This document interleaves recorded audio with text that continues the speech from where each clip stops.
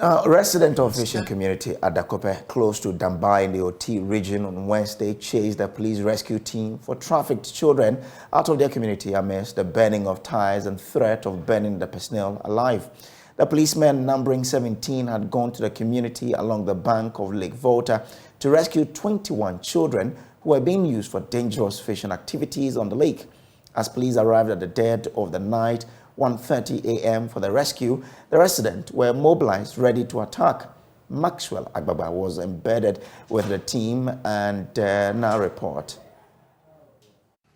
So it's been about 6 hours journey from Accra to the OT region, and another close to 2 hours journey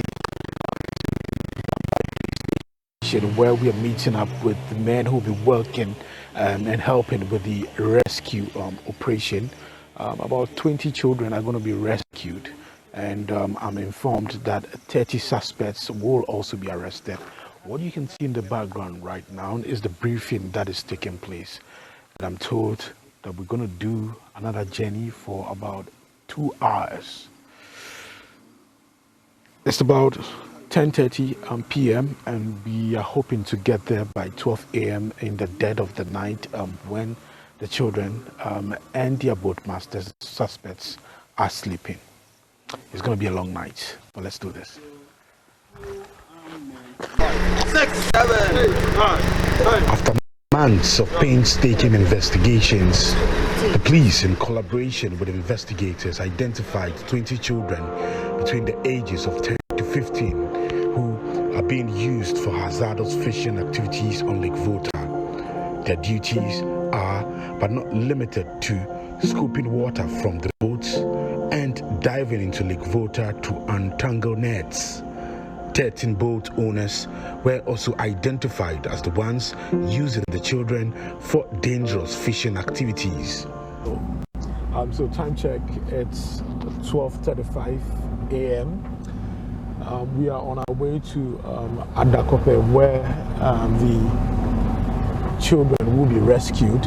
It's a very bumpy, undulating and very rough road. It has been like this for the past 1 hour.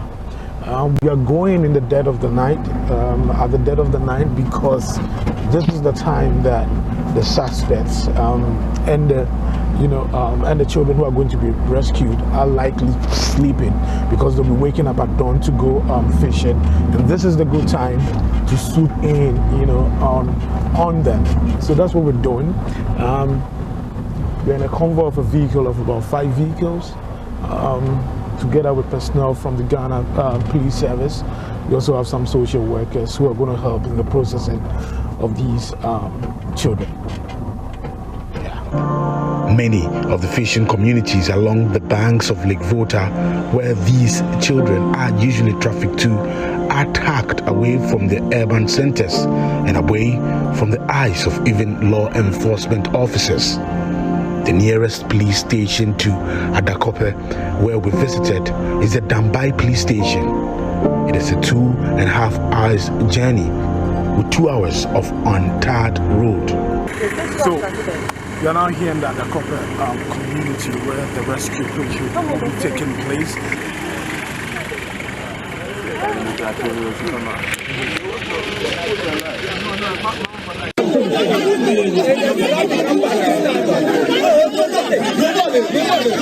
It's 1:30 a.m. and we are now in the Adakope community. Topless, muscular men, some of them in only boxer shorts, were standing outside waiting for the rescue team. It was as though a gong had been beaten for the community people to mobilize. The residents vowed they will not allow police officers to do their work. At this point, we were stopped from filming anything in the community. Some of the young men brought out car ties, threatening to burn alive police personnel. As their anger continued to rise and negotiation failed, it was time to retreat as we jumped into our cars and fled. But there were more obstacles on the way as some of the residents started burning ties in the middle of a narrow road. They pelted our cars with big stones, forcing me and another journalist to duck for cover. Please. We arrived in this community around 1:30 a.m. and already the community people have mobilized, ready to pounce on the police personnel here. And this is one of the major factors militating against the fight against child trafficking. You can see all of them have ganged up in this fishing community, not allowing police personnel, to do their work. So very chilling account of what really happened there. Maxwell himself is with us live from Adakope with more. Maxwell, tell us more about this community and what they do. Well, Brace, it is a fishing community, very, very, very far away from, the urban center, very, very, very far away from good roads. So the road that you saw in the video, we traveled on that road for 2 hours. And just as you travel, you come across a small village. All of them, some of them not connected to the national grid. So what it means is that this is a very dark, narrow stretch where even two cars cannot pass. So it's far away from the urban center, where we were lodging. So really, we were told that what happens is that some of the fishermen in that community usually go for children from other communities, sometimes from Palm and other communities, and then take them far away there and use them, for fishing. So the children basically serve as a sort of cheap labor for some of these fishermen, and they are made to engage in very dangerous, activities. Now you told us earlier that there were 21 children involved in this rescue mission. Is that it? Yeah. Okay. Now, what happens? Well, Brave, the 21 children you're talking about, they couldn't be rescued because the community of the residents were very, very hostile, to police and then to all the people who were there, who were part of the rescue. Even personnel from the Department of Social Welfare were not spared. Personally, I had to go down many times in the car in which we were traveling because we were throwing very, very big stones, at our car. It was a very difficult situation, and we had no choice but to flee the community. What happens to the rescue mission then?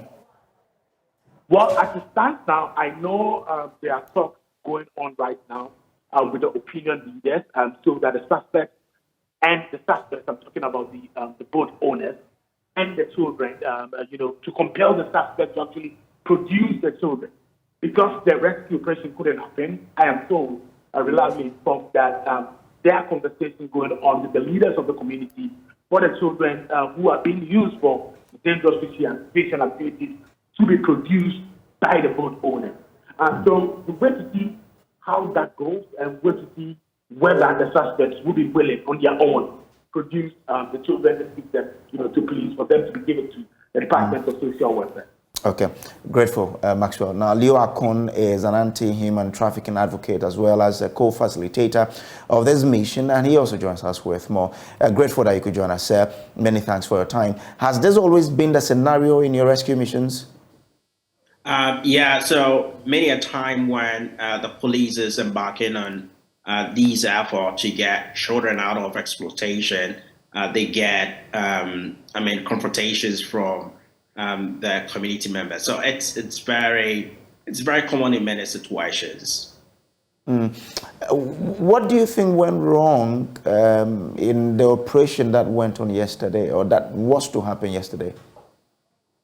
Well, I wasn't part of the operation, but from experience working in this space, I suspect that the community became very much aware that the police were there and arresting the boatmasters and rescuing the children. And as you already know, Ghana, we are very communal, which is a good thing. But when we use our community to actually exploit people, then it becomes very problematic. And so people became very much aware about the problem, about the police presence in the community. And so naturally they got agitated and started attacking the police personnel. And I would say that in the past, we've experienced this on several occasions.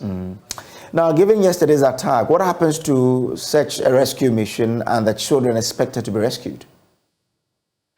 So the police would have to reconvene and re-strategize on how to move forward, and that would involve talking to the opinion leaders, and the opinion leaders would have to really release those who are the perpetrators for them to be held accountable, and for the children to also be rescued, because in the past there have been situations where the children will be taken away from the community, and the perpetrators will also go into hiding.